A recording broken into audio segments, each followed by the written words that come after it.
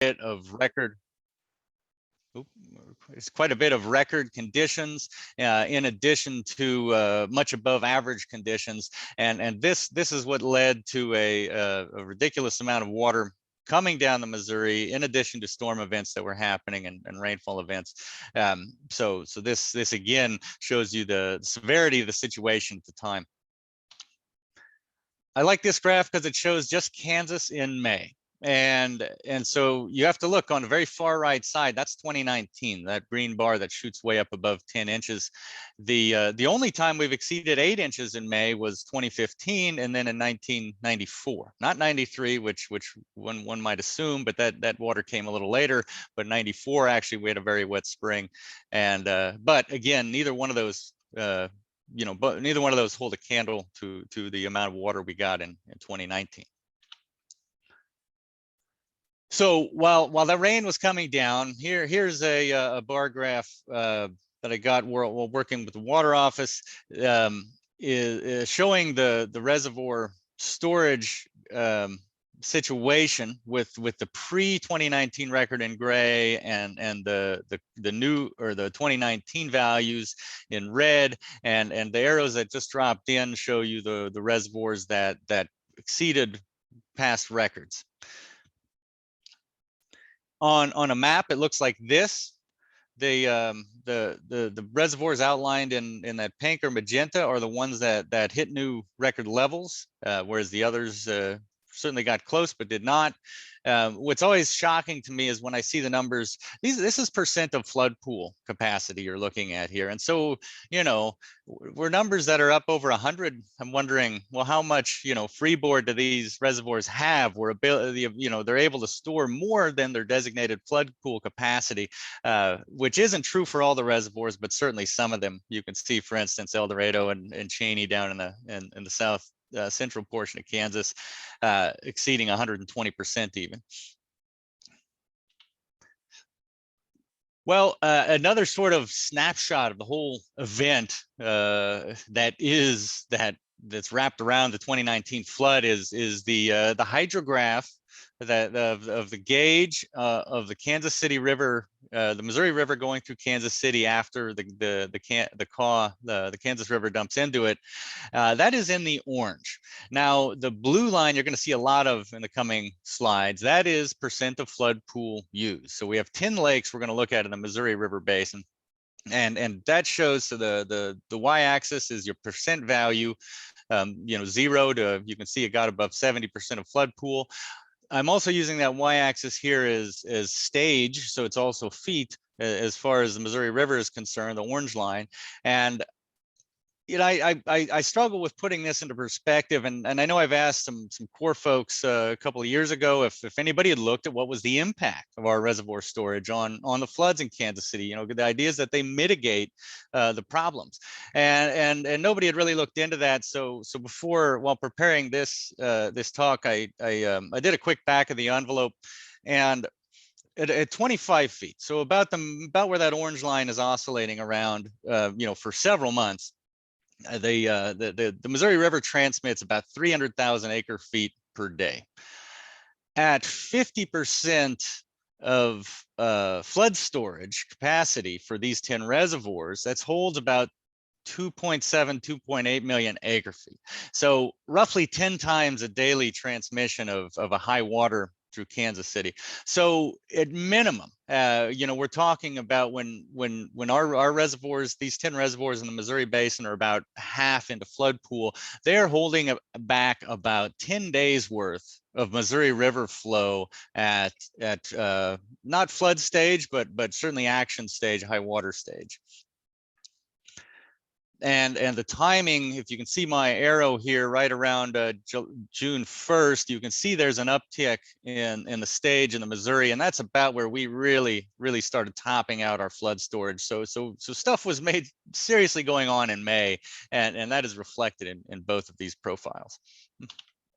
So, all right, here's the shot. You're going to see this over and over again coming up as we step through the time on and look at some of the flood capacity, the flood pool usage percents for these 10 reservoirs that drain in the Missouri. You can see 3 of them in the southeast, Pomona, Melbourne, and Hillsdale, actually dump into the Osage system, which comes into the Missouri, back into the Missouri before St. Louis, and then the other 7 you see, 6 in Kansas and then Harlan in Nebraska, all drain into the Kansas River. So January 1st, nothing to see here, a little bit of high water in some places. That goes down actually in February. I will try to give a few seconds for each one of these, but again, you're going to see a number of these. So here we are, February 1, still nothing to see here. March 1, slight uptick in Tuttle and Perry, but only, so I'm going to focus on the number in the upper right, which is the total usage. So that reflects the height of the blue graph, the blue line in the inset graph. And if you like, you can follow that or pick your favorite reservoir, because I'm only going to stick on these for a few seconds for each time I hit one. So, all right, March. All is all right until Nebraska gets hit with a bomb cyclone. This rain event had fallen on frozen ground and frozen rivers, and so what you see is this in the right on the radar image there is before it fully gets up into Nebraska. And that water just ran right off, pretty much dumped largely into the Platte River, which drains back into the Missouri River at Omaha. But so that Utah and Nebraska photo of an ice jam, that is just it's along the Platte River, just west of Omaha and northeast of Lincoln. But this is the kind of mess they were dealing with, and this was really just foreshadowing of worse things to come for all of us. Well, a day later, Spencer Dam up on the northern border with South Dakota fails. Now, this dam was, I believe, due to be decommissioned anyway at some point, but it looks like nature decided to speed up the schedule on that, and so the Niobrara, which forms a little bit of the border between South Dakota and Nebraska, and also dumps into the Missouri, another nasty event for Nebraskans to have to deal with. All right, so March 15th, so stuff is starting to get real here, and we see our pools starting to fill up a bit. So up in the right, we have 10% of our total capacity of these 10 reservoirs being consumed. April 1st, we're up to 23%. April 15th, a little bit higher.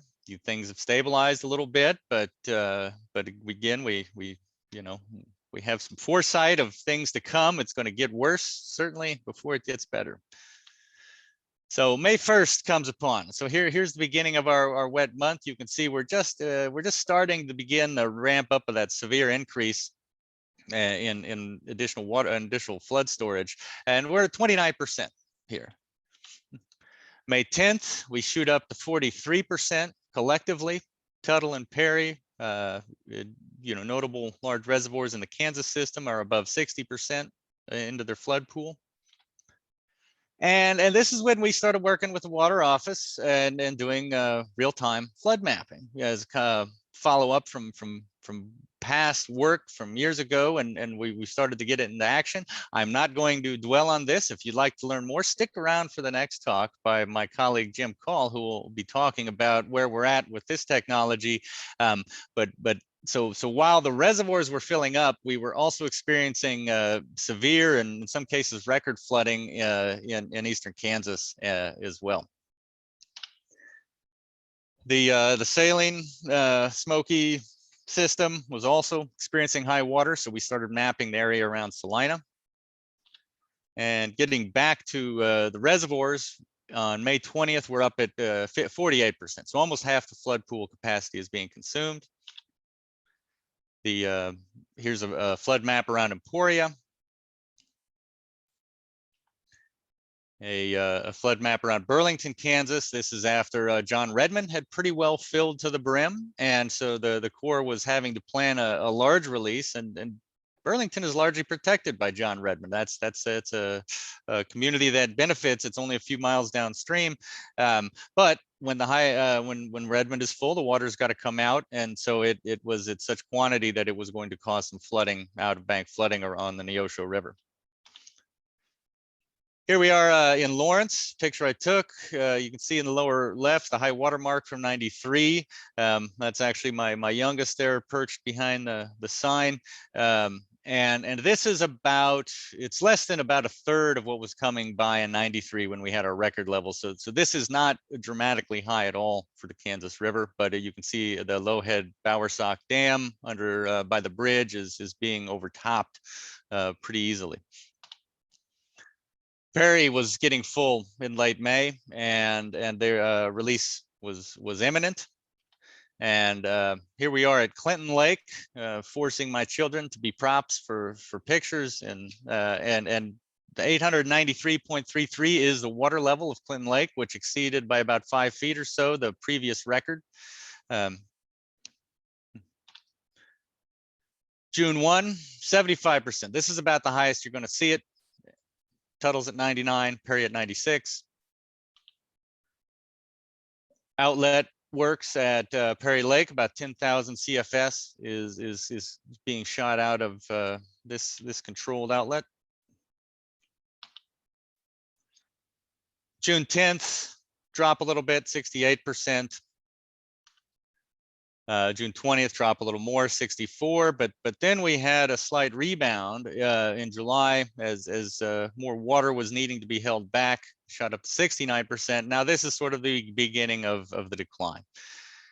Here's July 2nd at Clinton at near record levels. This is Bloomington Park, if you're familiar. This is in the back of the lake. That little building rooftop you see is the restroom, which is completely underwater, more or less, and you see the top end of a volleyball net. This is where a beach would be. This street light is in a parking lot, and a beach would be back here. But this of course was a serious disaster that Wildlife and Parks and the Corps had to deal with for some time, not just at Clinton, but at most of the federal reservoirs. Playground at Bloomington. Here is Tuttle Creek. Going out to see their outlet, about 13,000 feet being dumped out of their primary spillway. So July 10th, 63%, 53% on the 20th, 40% on August 1, a little uptick in September, 45%.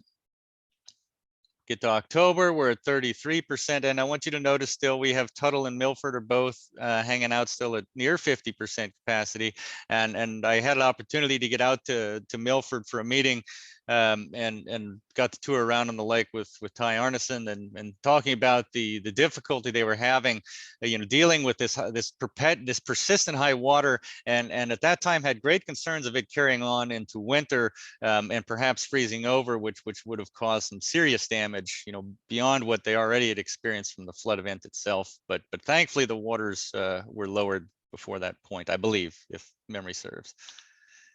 So November 1 down to 30%, and December 1, which is where we'll end, at 7%. Now, I just have a couple more quick slides to show you. I know my time here is about at an end.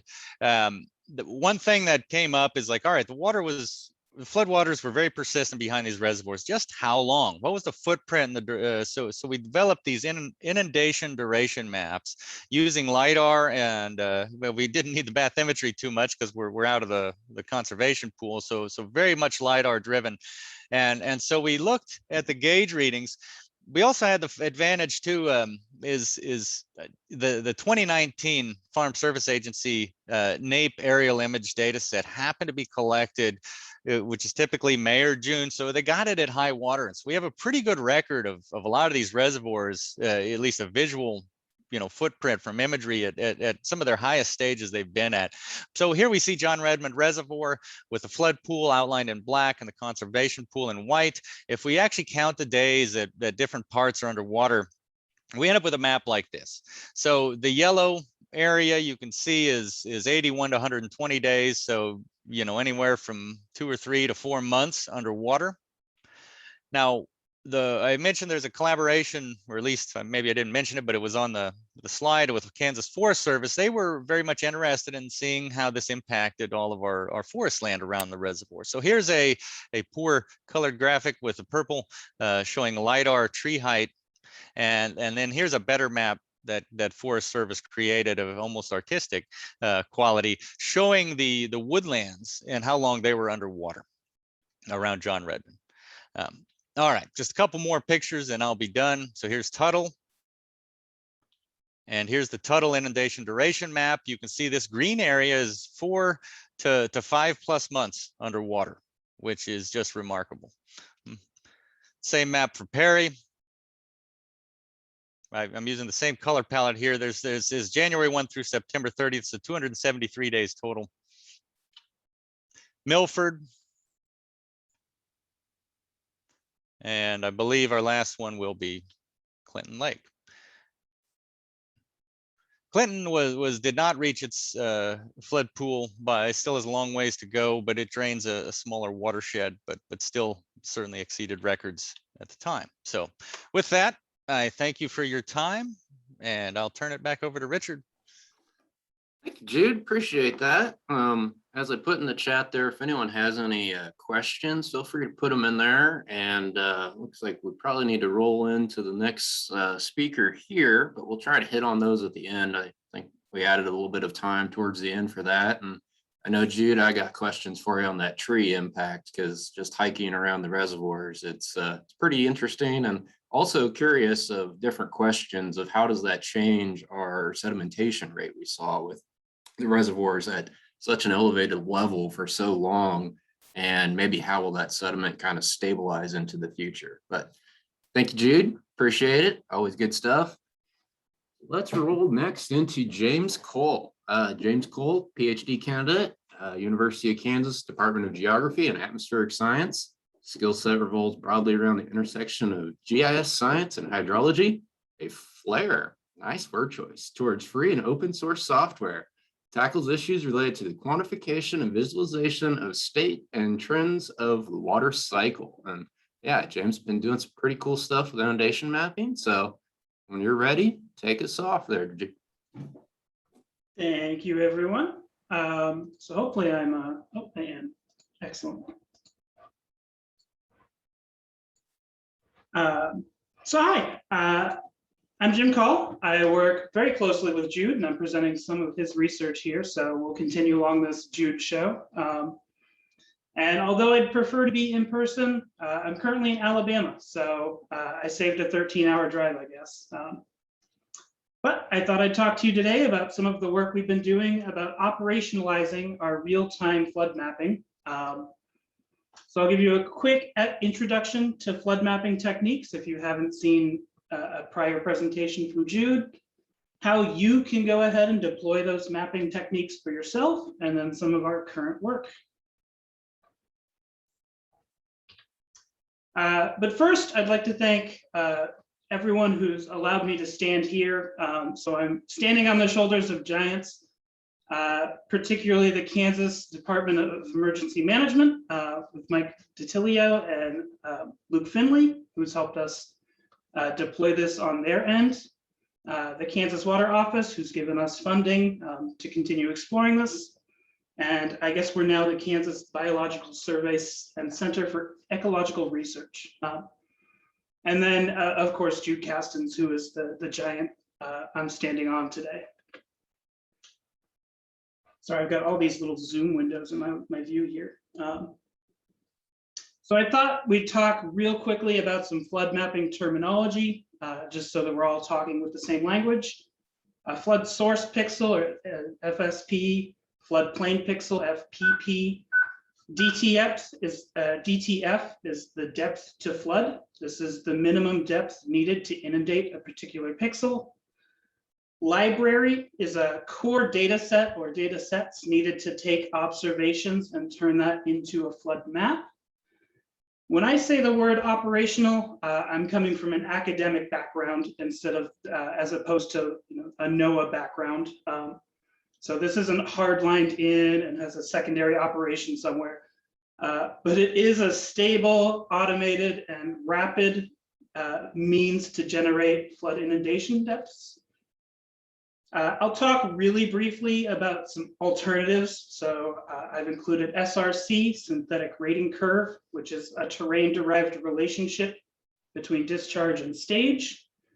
And then I use hand CFIM, or the continental flood inundation mapping, and then Cahaba, which is an alternative method. I use those all interchangeably for sort of a hand synthetic rating curve approach to flood mapping. And then just really briefly, the steps to generating a flood map. There's pre-processing, which involves library creation and the one-off processes. Flood mapping is taking stage to flood depth, and then post-processing is everything that happens after that. So I'll be focusing primarily on those first two. And then we'll start with kind of the foundation of geospatial flood mapping, which is, of course, the DEM. And Kansas is graced with quite a lot of LiDAR data. And from that LiDAR data, we can derive flow direction.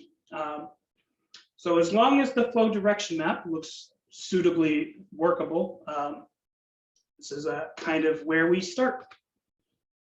So how do you flood a point P from a source S?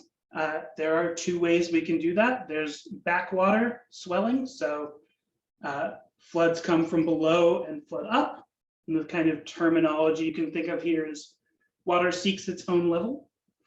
And then there's also spillover flooding. I call it overland flow, or water flows downhill. So as opposed to some of the alternatives to the mapping technique that we'll show here, there's a hand synthetic rating curve approach. This approach only represents backwater swelling.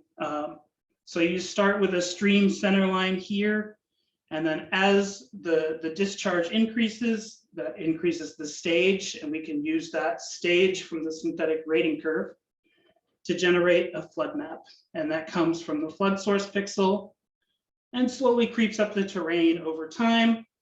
And then if you increase that discharge enough, you end up with a fairly common issue when you're only representing flow with backwater. This is called a catchment boundary issue. And you can see here, the flooding in an ideal world should cross that boundary, but it doesn't. And you end up with these really glass wall artifacts in your flood map. Floodplain gracefully solves this issue in an iterative way by representing both backwater and spillover flooding. So using that same transect, the water comes from the same flood source pixel and rises up the terrain. And then as it rises above a catchment boundary, it's allowed to spill over. And it does so iteratively. So the details of the algorithm are a little more in the weeds than we need to get to here. But essentially, it floods backwater first and then spills over where it can. And then if that flood extent doesn't change, we can iterate up another DH or increase that flow just a little bit more and slowly build that library out. And what you end up with once you've run that algorithm is essentially this, a large table that tells you where the flood source pixel X and Y is, the floodplain pixel X and Y is, and then the depth to flood and a depth to fill, a depth to flood plus fill, and then some vestigial arrays used in flood mapping. So how do we go from this massive array of data into a workable flood map? We have to interpolate gauges somehow. So if we take an observation of stage that comes from the USGS gauges, we take the depth of flood from that stage plus the datum. And then for the lowest segment, the one that's furthest downstream, we anchor that at 0 and then interpolate up. And then we can interpolate the rest of the branch to our final observation somewhere further upstream, and then taper it off. And this is a very conservative approach to flood mapping, since no hydrograph would ever really look like this. But by representing it this way, we're not overstating our either our confidence in the observations that we have or the flooding that we expect to see. And you can see for the Spring River down here, that's kind of what this interpolation looks like. So you can go ahead and download these for yourself. These are on the CARS FTP server, or you can go to tinyurl.com/Kansas floodplain. I'll walk through just what a library looks like when you pull it out, although you don't need to go do this now. So when you open up a library, they're separated out by river systems. There's a flood source pixel info Excel sheet, which provides the segment and stream branch info that's used in the mapping process. There's a line connectivity file, which we don't currently use in favor of linear referencing functions. There's a shapefile of line segments that's also unused because we generate that as we're mapping the flood. And then finally, a bunch of map files, which are those arrays that I previously showed, and that's the heart and soul of the library. When you go to this website, the one you're looking for is tool files. So in tool files, there's a couple of notebooks, Python notebooks that you can open up directly in ArcPro.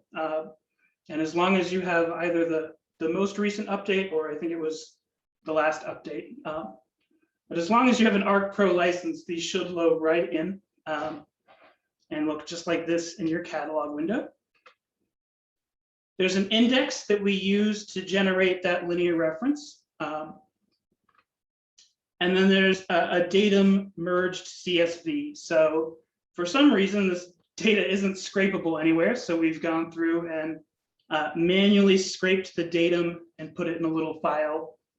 So that gets us the difference between stage and the terrain. So currently deployed are all of these libraries. There's a few more that are getting their final touches put in place, particularly the Kansas River. But this is the broad coverage of the floodplain libraries as they stand now. In the lower left, we have a picture of just one of the notebooks. If you've ever used a Jupyter notebook, it's that. If you've never used it, you can open it up, change a line, and then press Shift-Enter. And this is kind of the algorithm here is the heart and soul behind the Kansas flood mapping dashboard, which I'll talk about in a second. Right now. So the next steps are to migrate this workflow to the new KBS server. So we've got a new and improved server that's slowly coming online. We'll be real excited to see when that's up, and that'll put the dashboard back into action, previously built by David Weekley. And then improve the processing for large libraries. So some of the largest libraries can get fairly hefty, even when they're chunked out and compressed, and not all of us can go download more RAM. So we're working on a way to more efficiently process those. We're going to integrate in the National Water Model forecasts and other sources of data into the mapping algorithm. So the National Water Model is a large model that generates discharge estimates and that synthetic rating curve stage for all of CONUS. And we can hijack those first two steps that they use on the process to get to their hand maps and shoehorn those in. An alternative source is the Fema 100-year floodplain cross sections. And these will give us observations that we can warp that water surface profile to in the absence of actual gauge readings. And just to give you a feeling for why this is a critical aspect or one of the next big things that we're exploring, the full libraries are over here on the left. And using that conservative approach to flood mapping, these are actually the only portions of those libraries that we're accessing right now. So the only things that have, are the only segments that have observations or a contiguous path between those observations. Using those Fema flood values on the left, we can see that the cross sections provide us a great source of observations for some of the areas, but lack that kind of full scale coverage that we were really hoping for. And then peppered on the right are the points for all of the COM IDs that are getting a discharge forecast in the National Water Model. And if we zoom in to just a single library, the number of observations that we gain by integrating that goes from 3 to 47. And then as opposed to using 61% of that library, we can use 100% of that. And then more extensive validation. So we're at a fortunate spot in flood mapping, I think at this point, countrywide, that we forecast floods at scales far finer than the observation data that we have. So Landsat no longer cuts it. MODIS is too coarse.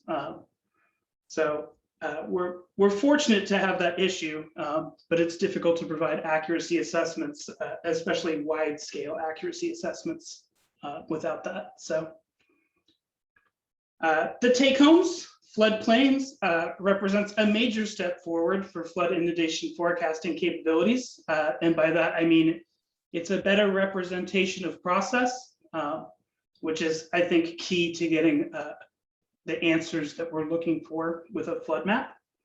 And it's deployed across the bulk of Eastern Kansas. And again, those notebooks and libraries are accessible at tinyurl.com/KansasFosFlood. Thank you. Hopefully I didn't bore you all. I think I put us back on track. I'll turn it back over to you. Thank you, James. Appreciate that. Anyone have any questions for James or Jude here? We got a couple minutes.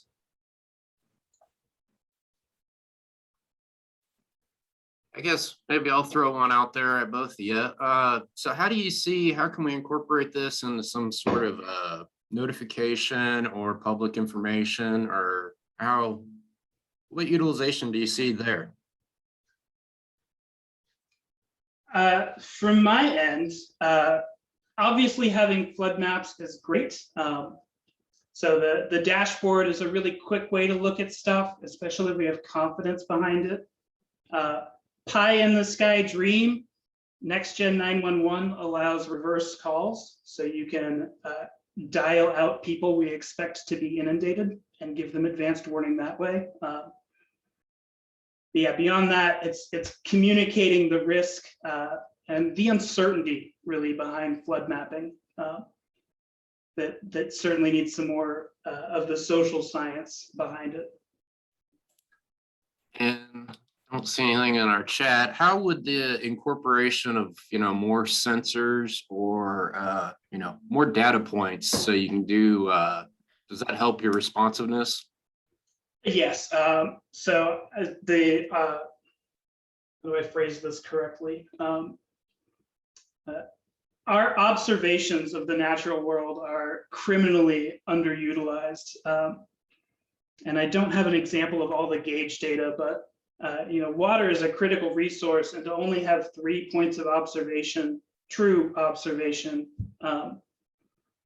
in a given area is a shame. So I'd love to see more sensors out there. And it looks like Ginger from the Corps has a comment here about some good ways the Corps would like to share and work together for this. Awesome. Feel like expanding on that, Ginger, or not put you too on the spot, or we have some folks from the Corps here. If there's any comments after our last two. Richard, it's a great segue into Pendo and I's presentation. So when we get there, I think that we could probably have a discussion about how we can merge some of what we're working on at USACE with our national inventory of dams and our risk communication efforts and what the state's doing. Perfect. Thank you for that, Ginger. Maybe I'll turn that back over to you then.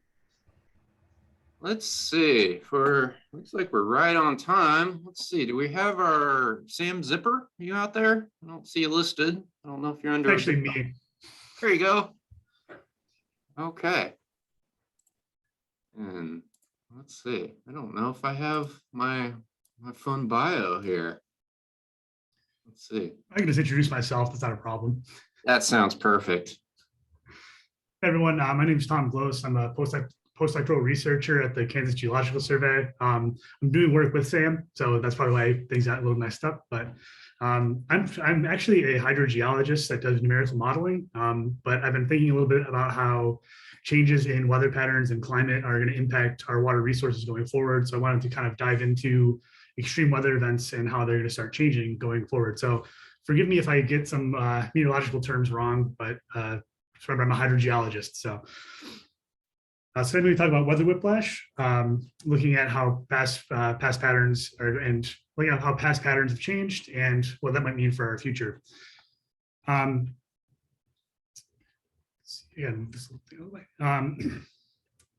Over the past 40 years, we've seen a drastic increase in the total number of reported disasters. So jumping from the period of 1980 to 1999, we've seen the number of reported disasters increase by around 3,000, which has led to increases in human and economic impacts. Of these reported disasters, a majority of the increase has been attributed to climate change. 83% of the events, the jump from 1980 to 1999 to 2000 to 2019 were a result of climate change. And these increase in disasters are the result of extreme weather events. So when I talk about extreme weather events, it's the occurrence of unusually severe weather or climate conditions that can cause devastating impacts on natural or man-made ecosystems. And these are either weather-related, which we're thinking about short-lived events. So thinking things like, supercells coming through and dumping a lot of rain, or looking at long-term events, thinking about like drought that frequently impacts Western Kansas. So when people talk about thinking about weather and extreme increases in extreme weather, why should we care about this? So overall, we've seen a global increase in drought, extreme temperature, flood, and storm event occurrences. And in Kansas, the majority of our economic output is through agriculture. And these changes in extreme weather events can have substantial impacts on water resources, which will undoubtedly impact agriculture. So we've seen that droughts increase in frequency. The big one here is increases in flood frequency across major events, as well as major storms. So a really good example of extreme weather event is the 2019 flooding in the Midwest. Extreme precipitation events cause widespread flooding. So this is an aerial view of the Missouri and Platte rivers. So in 2019, we can see that it's falling in the channel. However, in 2019, we have massive flooding that occurred. You can see it definitely overstepped its banks and is in the floodplain. And the period from January to May in 2019 is the wettest period on record in the Midwest, and it impacted around 1 million acres of farmland. Going back to why we should care about it, the latest IPCC report projects further increases in extreme weather events. And the emphasis of this report is on compounding extreme events that can cause a cascading effect. So if we have an increase in temperature, it'll increase our precipitation variability, which can lead to either extreme drought or extreme precipitation. So the question that I've been thinking about trying to answer is, have spatial and temporal patterns of transitions between these extreme weather events increased in frequency through time?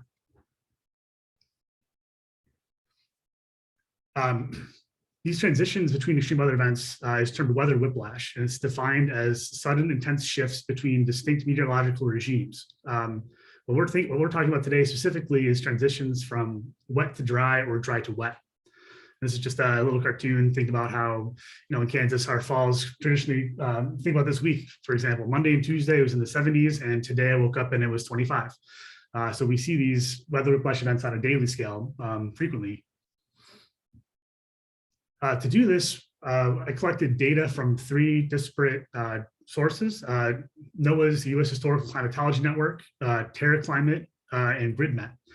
The time frame for NOAA is between 1900 and 2020. TerraClimate's from 1958 to 2020, and GridMet is from 1979 to 2020. They vary in temporal and spatial resolution. NOAA just has, I believe, 31 stations across Kansas that have been collecting data, monthly data, for 120 years. And TerraClimate and GridMet are interpolated climate data products on a 4x4 kilometer grid across the contiguous United States. So how do we go about quantifying weather whiplash? We want to look at transitions from wet to dry conditions or dry to wet conditions. We want to look at precipitation anomalies, and we want to utilize standardized precipitation evaporation index, or SPEI. So think about our station-based weather whiplash. This is the distribution of the meteorological stations across Kansas. We see that there's some clustering around Lawrence and the eastern Kansas, and it kind of spreads out towards the south. We kind of have a lot of gaps up in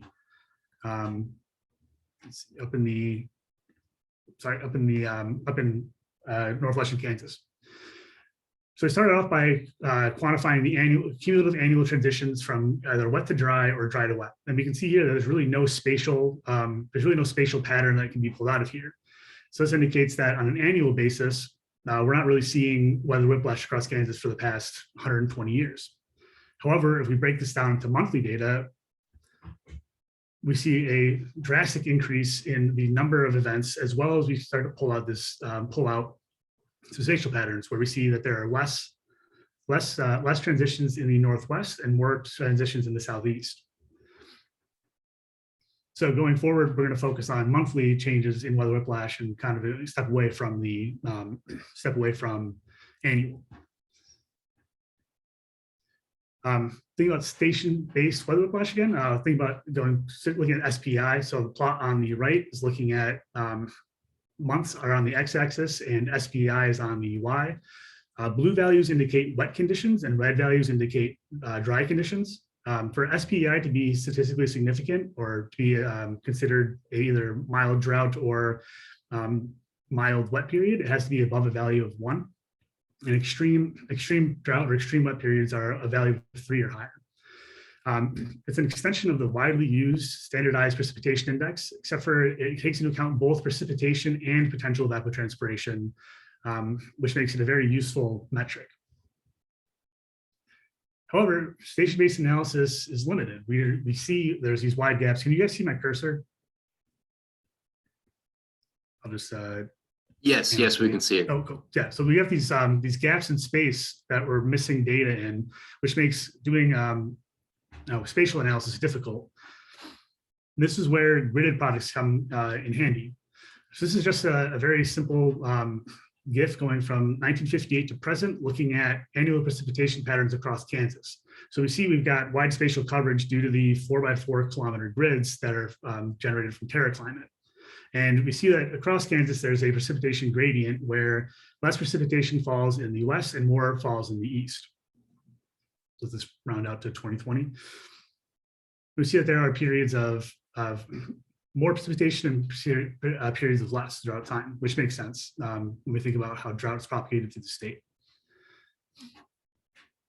To think about weather whiplash, we try to look at precipitation anomaly, which is the deviation from the long-term average of annual precipitation. So we took the average precipitation from the entire period of record and then looked at the anomalies on a year-by-year basis.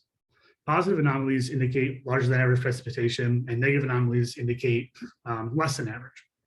And what we can see from this GIF is that western Kansas is relatively stable compared to eastern Kansas. We're seeing relatively consistent anomalies in the west, where we see larger jumps indicated by the darker blues and the lighter yellows in the east, which kind of follows our regional gradient for precipitation. Now, TerraClimate and GridMet rely on 2 different sources to generate their climatic data. So looking at GridMet, we see a very similar pattern. It's a little bit more variable due to the way that precipitation is measured with GridMet. But we see relatively similar patterns where larger anomalies in the east compared to the west. I apologize in advance for the very flashy animation on the right, but trying to go through monthly data for a very long period of records, like 756 months would take forever. So I wanted to speed things up. What we see from here compared to the stationary plot, looking at station-based data, is that SPI fluctuates temporally and spatially. Viewing the data like this makes it really apparent that we see quick transitions on a month-to-month basis during certain periods of time across Kansas. Long periods of blue colors indicate wet years, and long periods of red indicate dry. And we see these quick transitions between dark and red in the animation, which are interpreted as incidents of weather whiplash. Again, to shift over to what GridNet looks like, just to show how things are a little bit different, and I'll explain why these are different a little bit later. So think about GridNet, we still see the same thing. You see transitions from blue to red throughout time, demonstrating that there are instances of weather whiplash on a month-to-month basis. But the differences between the TerraClimate and GridNet data sets are that the GridNet data set is a little bit more, you get to see more fine changes through time. So let's let this wrap up real quick and then move on to the next slide.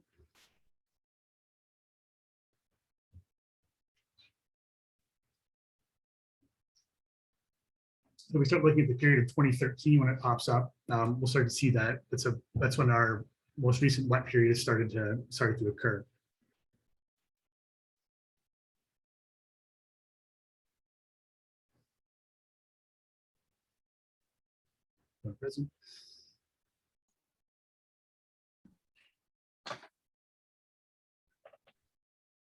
So I know those are really relatively quick transitions, but looking at this on a seasonal basis, going from January through December of 2020, we can see that there are transitions on a month-to-month basis where we start to see an encroachment of dry across the state.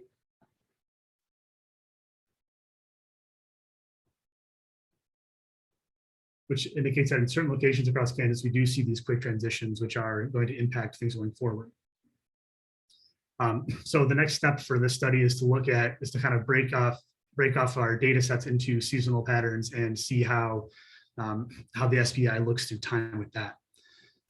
But there's multiple limitations on using these data sets. The station-based and gridded data products use varying sources for metrics. For example, GridNet uses reference ET for alfalfa and grass for evapotranspiration sources, whereas TerraClimate actually measures actual evapotranspiration and quantifies potential evapotranspiration using the Pendo-Monteith method. Since an SPI is sensitive to the method used to quantify evapotranspiration, as we know, evapotranspiration is not an easy thing to quantify based on the methods we have available to us. The other thing about Kansas and using these data sources is that monthly data misses out on intense short-term storm events. For example, in May of 2019, Northwestern Kansas received more than their annual allotment, more than their average annual amount of precipitation over the course of 2 weeks. So we miss those major events by using this monthly data. So going forward, what we're gonna try to attempt to do is use the daily time steps that GridNet generates to see if we can quantify weather whiplash events going forward. What does this mean for the future of Kansas? Well, so far what we've seen is that there's not a consistent trend in weather whiplash. It seems to occur after in transitional periods between drought and wet periods. What we are seeing is that transition is occurring faster than it has in the past. Unfortunately, projecting this is difficult because looking at the different projections, we found that there are no real statistical trends going forward, dependent on any of the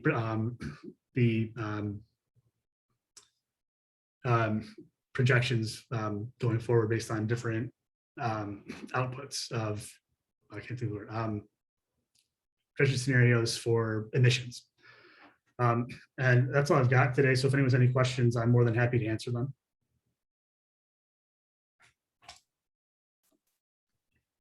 Thank you, Tom. Appreciate that.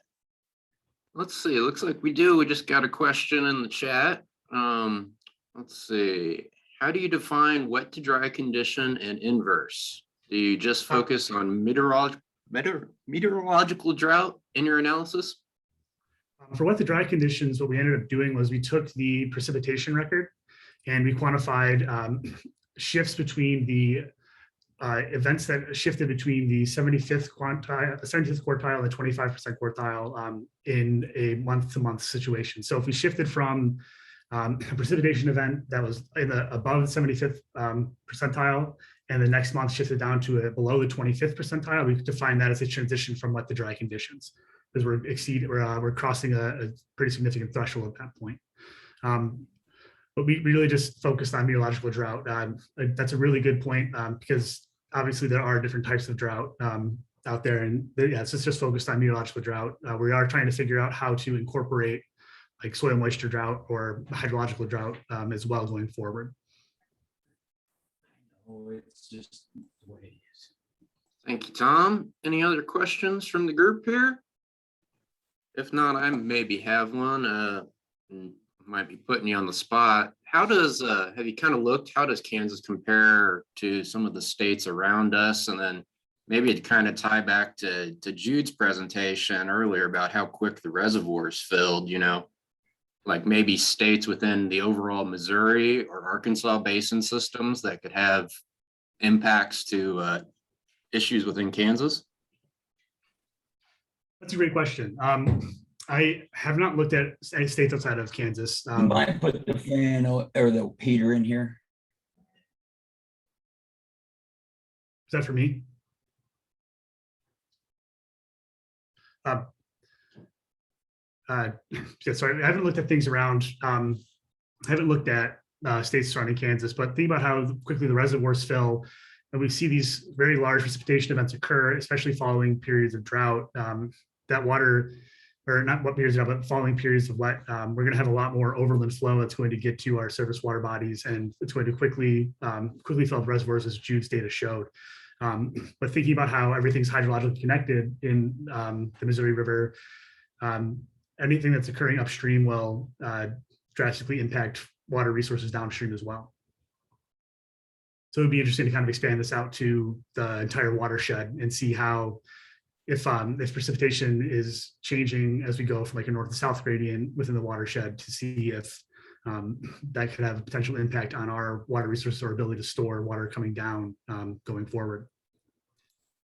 Yeah, I think that'd be pretty cool just to kind of see as just what the reservoirs operated as an overall river system for the controlling of these extreme events, you know, just what is kind of the flashiness of these changes within kind of the overall river system. So, all right. Thank you, Tom. Appreciate that. Thank you. How about we roll into our next one here? We got a team here. We got Ginger Harper Neiman. She's a community planner, communication specialist with the Corps of Engineers. Started with the Corps in January 2019, just in time for all the fun flood action there. Provides strategic communication support for civil works planning studies, congressional stakeholder communication efforts, and historic regional flooding. There you go. Post-2019 flood recovery efforts, dam safety program, also provides support to the National Dam and Levee Safety Program on risk communication efforts and training. Ginger previously had positions at the Kansas Water Office, the House of Representatives, U.S. Senate, graduated from Pittsburgh State University and Brunel University. And then we have Pendo Duku, holds a Bachelor of Science degree, University of Washington in Seattle. Master's and doctorate degrees from University of California. Dr. Duku worked for Corps of Engineers Dam and Levee Safety Branch, the KC District, since 2010 as a geotechnical engineer. Been the Dam Safety Program Manager since 2019, again, right in time for those floods. And cadre lead for KC District, which is responsible for performing risk assessments of dams and levees across the United States. As leading a diverse team of professionals to increase dam safety awareness and managing dam flood risk with public and local emergency managers. So thank you. Please take us off.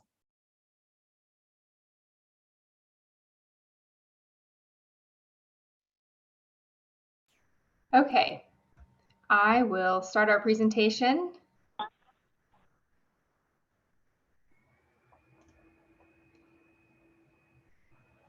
All right. Thanks, Richard. Again, my name's Ginger Neiman Harper. I'm with the Kansas City District Corps of Engineers. I will be presenting with my colleague Pendo on the NID, the National Inventory of Dams, as an updated risk planning tool for communities and the public. We're excited about this update, and we're going to show you some ways that we can kind of bring all the information that I think a lot of our presenters have shared today. This is going to be a platform to bring some of that information to the public. So with that, I will kick it off to Pendo to give us an overview of our dam safety program in the Kansas City District. All right. Thanks, Ginger. I think for most of you all here in Kansas, you're familiar with most of Corps of Engineers Kansas City District projects. But in total, district-wise, we have a footprint across 4 states, 18 reservoirs in total, 1 reservoir in Redmond, Iowa, another one in western Nebraska in Harlan County, with the remaining projects located in the state of Kansas and Missouri. These reservoirs have several authorized purposes, some of them listed above. 2 projects have hydropower, that is out in southeast Missouri, Stockton and Truman. But for all 18 projects, you have the several authorized purposes listed above. Really in flood pool, doing flood events, the operation of this project is systematic, and with respect to managing flood risk, that is balanced against all the other benefits that the projects provide downstream. One thing to note, 2019 was a record year for us here at the district. Of course, several projects that filled up high in the flood storage, and we did set 9 records this project. But what kept us really up at night was the potential for activating spillways at this project, and just the project operating the way it was designed. No structural deficiencies, but in terms of relieving excess water from the reservoirs to the spillways, that was really something that kept us up at night in terms of communicating that risk to the community and sharing potential planning inundation maps with our local emergency partners, so that they can be better prepared in informing communities in a timely manner how events could play out and potentially how communities could get impacted, so that everybody has a plan in place. Next, Ginger.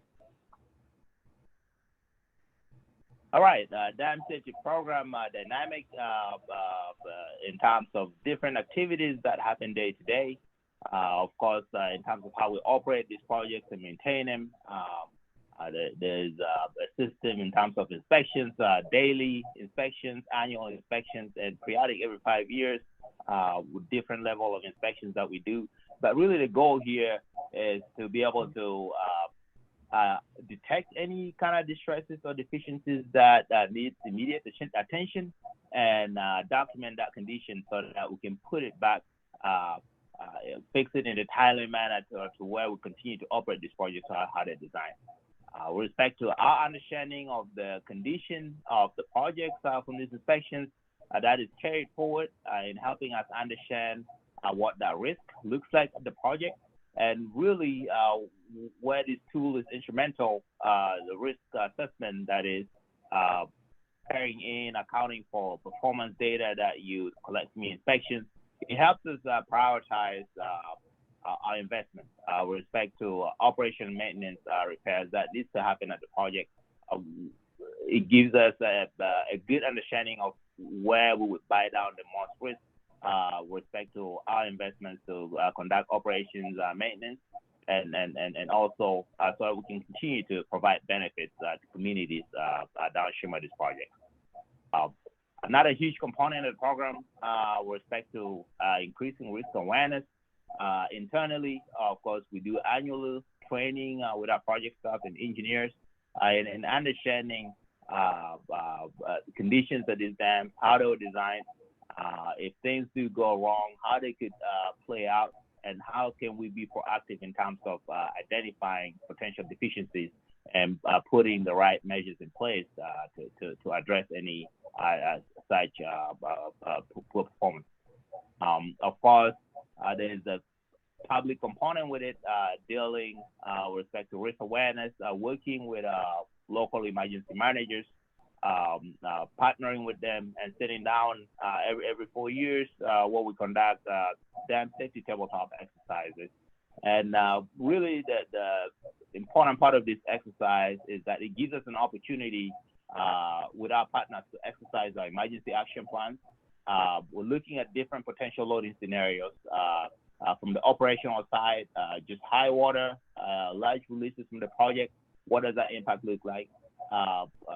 If you're fully loaded, or for a loading condition of interest, if there was a poor performance of the structure, how that could look like in terms of impact downstream to communities, and with respect to the plans that we have in place to be able to inform that kind of risk with the community. What does it look like? It really gives us an opportunity to identify opportunities to continue to refine our preparedness, especially as we get more information in understanding population distributions, understanding our communities and how they would respond and respond to our communication with respect to risk and how they will manage it. With respect to that risk management, another critical component is really listening.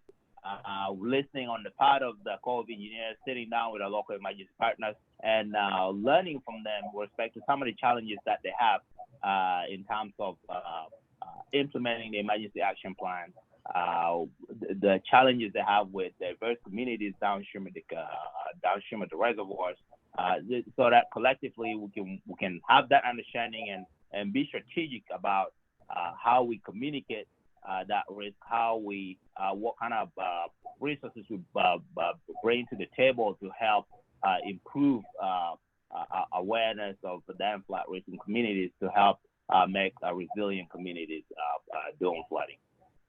Next, Ginger. Okay, so why do we communicate about risk? This definition of risk communication, I think, is important. It's that dynamic process of exchanging information and opinion. We recognize that people are going to have different points of views. They're going to have different experiences, different emotions, especially around extreme events, right? Flooding, things like that. So this really gets to the point. It's to provide a general or specific audience with information they need to make informed decisions, to make judgments about their risks to their health, their safety, and their environment. And so the Corps of Engineers is committed to do this, and we have an obligation to share with the public what we know about the hazards at our projects that we work with every day. Many of your agencies will probably have similar responsibilities if you're in the emergency management field. So this is the first step in making that public a legitimate partner in this risk communication effort. They, along with us, are making their own risk-informed decision-making, making their own risk-informed decisions. So one new tool that we have to do this is the National Inventory of Dams. For those of you that might not be familiar with the NID, this is a congressionally authorized database which contains information about dams in the United States and its territories. Most recently, it was reauthorized in the America's Water Infrastructure Act of 2018. There are more than 90,000 dams documented in the NID. However, USACE only operates roughly 700 of those projects. So the vast majority of dams, as you can see, this is a live look at the dams in Kansas. All those little blue dots are a dam of some kind. They're largely operated by states, tribes, local governments, public utilities, and private entities. The NID is going to have information about the dam's location, size, purpose, the type, last inspection, and regulatory facts. And this will be maintained and published by USACE, but it is important to note that all dam owners will have the opportunity as this NID rolls out and things to update their information. So the state of Kansas and others will have the opportunity to put similar information into this database.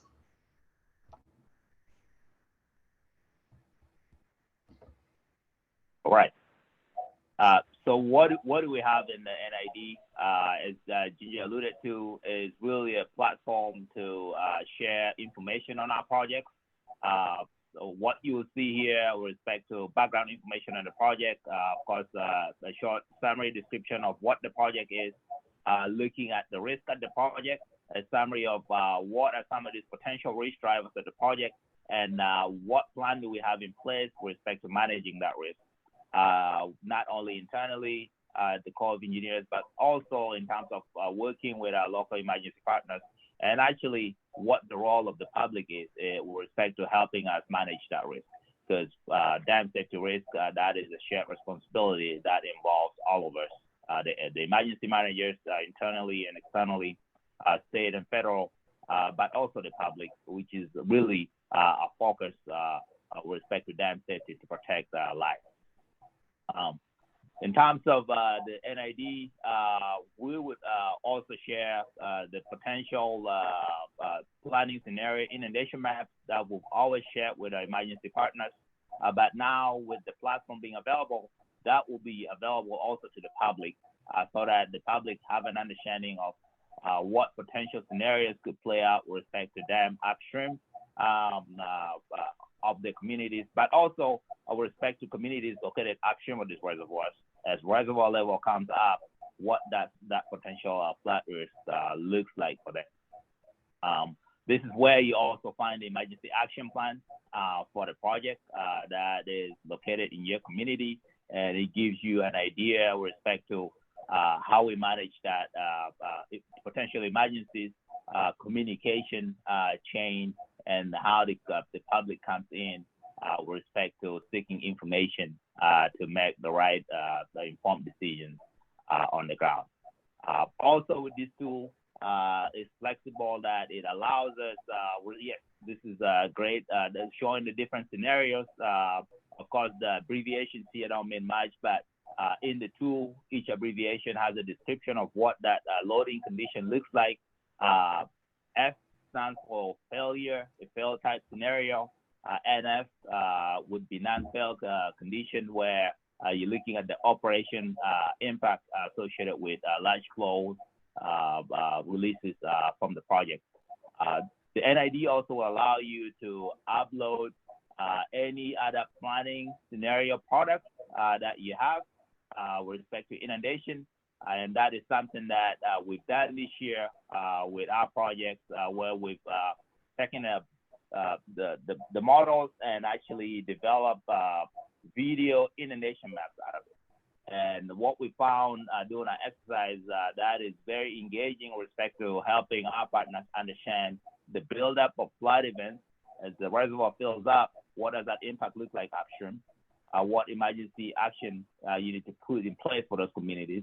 And then as you exceed your flood pool storage, your reservoir, and you activate your spillway to where there's large releases going downstream, what that impact looks like with respect to the travel time of the flood wave coming downstream, what infrastructure and communities are being impacted, the inundation depth, to really wrap your head around, if you're an emergency manager, what is your priority in terms of the different infrastructure, different communities that are being impacted? How do you strategically deploy your resources to be effective in communicating that risk and managing that risk with respect to community downstream?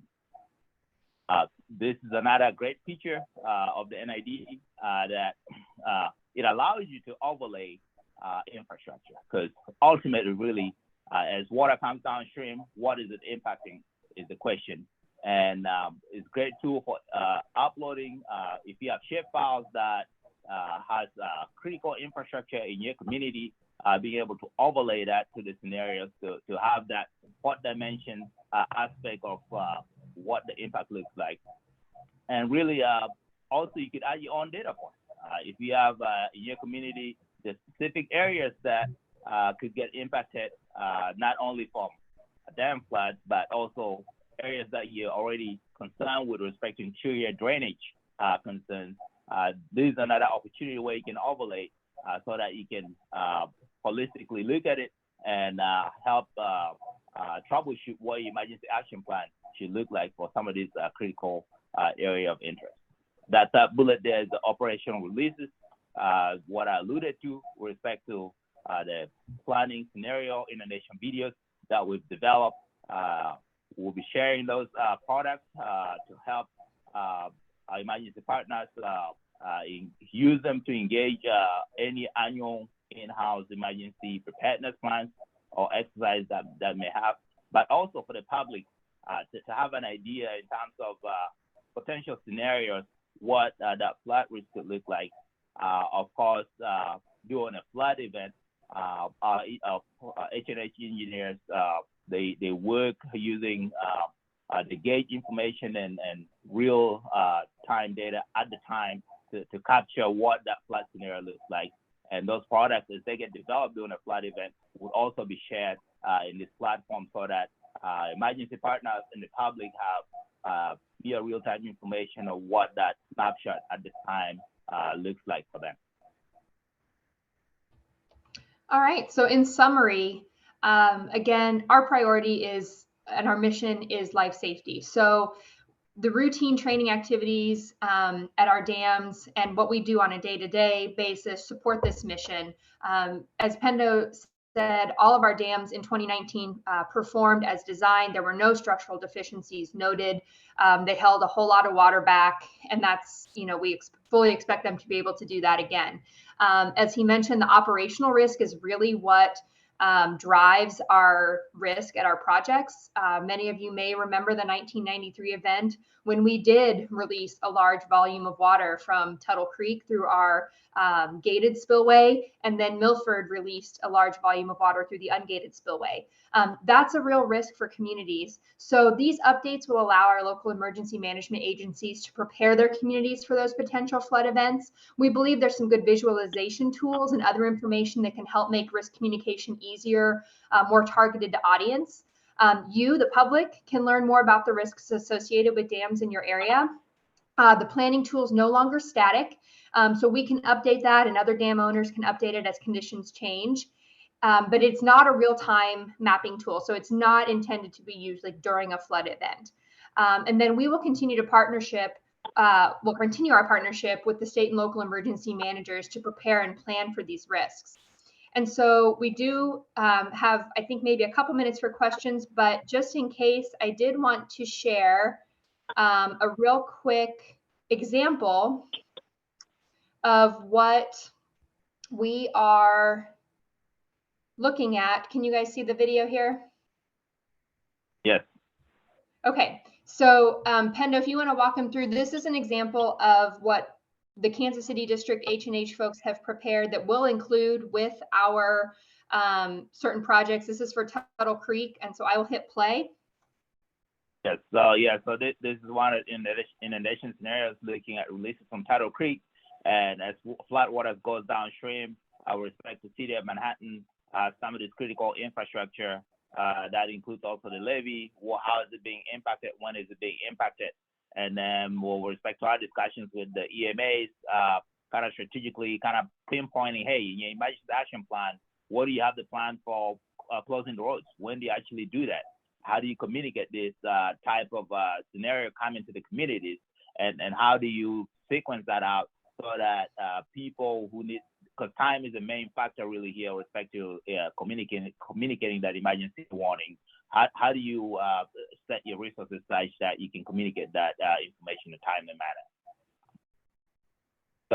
So we developed such kind of products, really not immediately downstream of the project, and all the way downstream Topeka, all the way to Kansas City, so that those community members and EMAs also understand that, hey, there's impact with respect to water coming from Tuttle Creek here at Topeka or Lawrence, but what does that time factor look like? What are we looking like at with respect to inundation waves, flood inundation depths, so that they have a plan, and really the EAP is reflective of some of this potential flood risk coming from our projects, just from the operational side to start out with.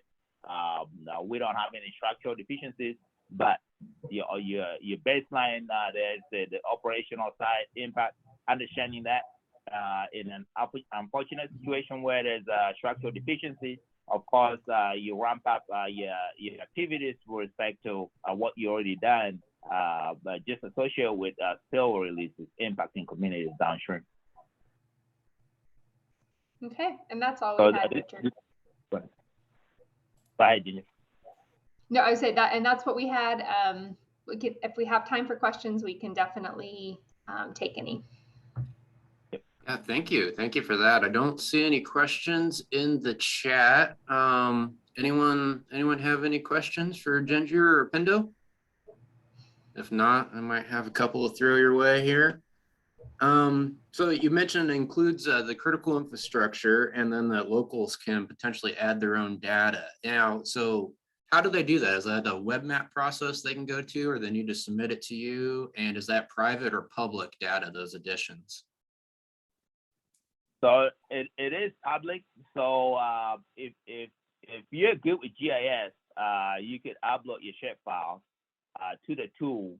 And with respect to public, of course, you would have it there, that snapshot when you're using it to do your exercise.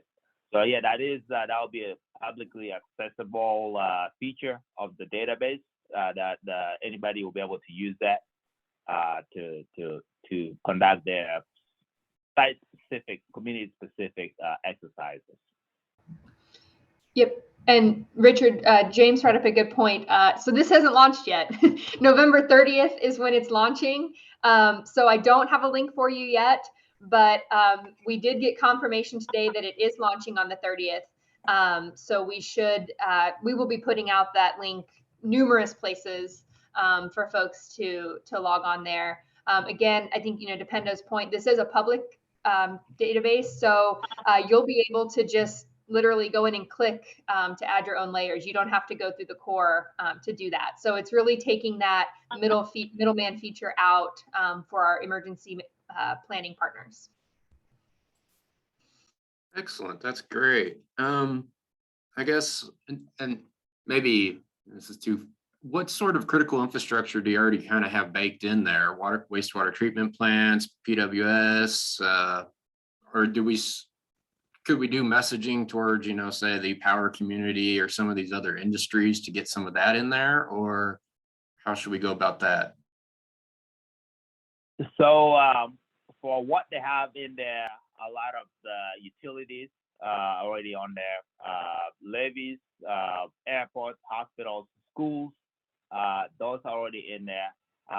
I'm not sure. I mean, because some communities or some localities, they have some like pipelines, for instance. They may have an inventory of pipelines that goes through the locale that they would like to incorporate that information to understand what that impact looks like, so that they can communicate with those agencies in a timely manner, so that they can put the right measures in place before they're impacted.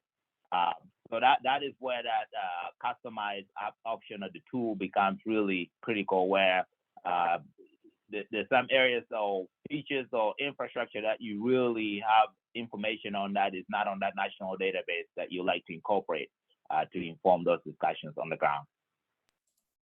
Perfect. Thank you for that. And then I guess I had the question, you mentioned this could be seems like a really useful tool to help local emergency managers do some planning. Who should they reach out to, or is it just that link will be out there and they just operate it through themselves, or any guidance on that? Yeah, so the tools that we've developed, the planning tools that we've developed, we'll be sharing it on that link. So they'll have access to it. Emergency managers will have access to it. They'll be able to download it. And if you reach out to us, we'll be more than happy to share that with you as an emergency manager, so that you have it in your library of tools for planning emergencies. And Pendo, I believe we do plan to put some contact information for Pendo and all of our project managers who are kind of our front lines for our local partners as well, our OPMs out at the project. All of their contact information will be on the NWK Dam Safety website, which I will definitely put that link in the chat for everybody. Right. Perfect. Thank you. And just from a state perspective, the 2019, just having the current form of the NID was really helpful for, I think we had a dam that was kind of going, and being able to have that quick reference, that was really useful. So I'm looking forward to this new tool. So thank you both. Thank you. Looks like we're about ready to close the breakout room here. I don't know if there's any other questions for any of our speakers. Jude, you got anything else you want to share?